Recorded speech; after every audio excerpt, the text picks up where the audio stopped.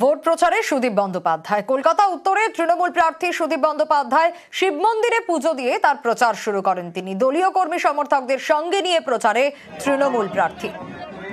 Vote প্রচারে সুদীপ বন্দ্যোপাধ্যায় কলকাতা উত্তরের তৃণমূল প্রার্থী সুদীপ শিব মন্দিরে পুজো দেন তিনি, আর পুজো দিয়ে সকাল সকাল তার প্রচার শুরু। দলীয় কর্মী সমর্থকদের সঙ্গে নিয়েই প্রচারে তৃণমূল প্রার্থী জোর দিচ্ছেন জনসংযোগেও।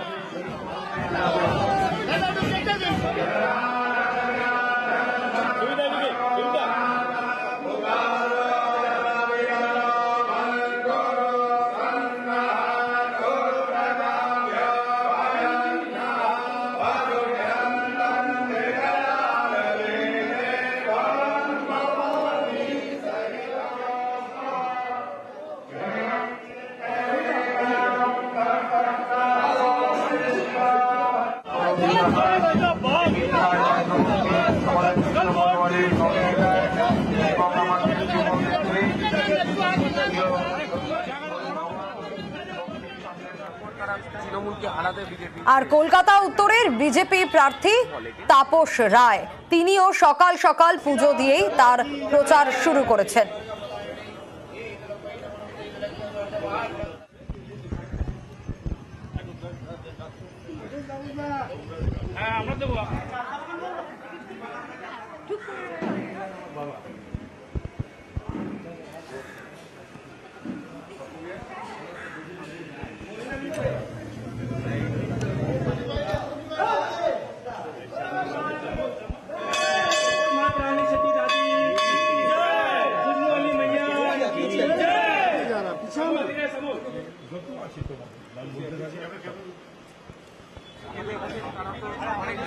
তারপর তারা তৃণমূলকে হারাতে বিজেপিতে এসছে বলে কিনা সেটা কথা।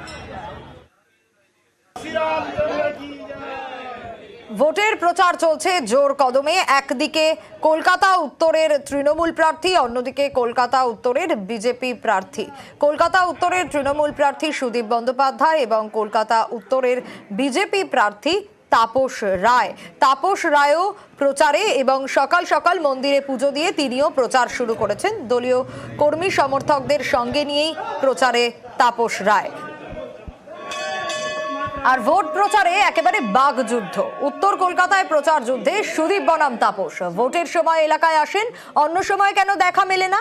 মন্দিরে পুজো দিয়ে প্রচার শুরু করে তৃণমূল প্রার্থীকে তোপ তাপসের। বিজেপি প্রার্থীকে আমল দিতে নারাজ সুদীপ।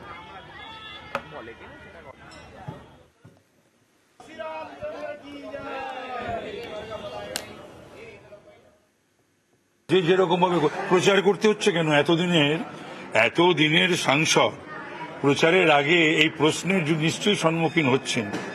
উত্তরের যারা ভোটার বা বাসিন্দারা তাকে যদি জিজ্ঞাসা করে যে আপনাকে শুধু ভোটের সময়তেই দেখা যায়, 4 বছর 9-10 মাস দেখা যায় না, তার উত্তর আছে? সেই দাবি করেন আমি তৃণমূলের নেতা পার্লামেন্টে, একটিও প্রশ্ন তিনি করেননি, 2 নয় 3 নয় 4 নয়। তো তাহলে পরে এটা ধরে নিতে হবে যে উত্তরের মানুষের কোনো চাহিদা বা বক্তব্য বা প্রশ্ন ছিল না, পার্লামেন্টে একটি প্রশ্ন তুলে বলা যেত না। এই প্রশ্নের সম্মুখীন তাকে নিশ্চয়ই হতে হবে এই প্রচার পর্বে।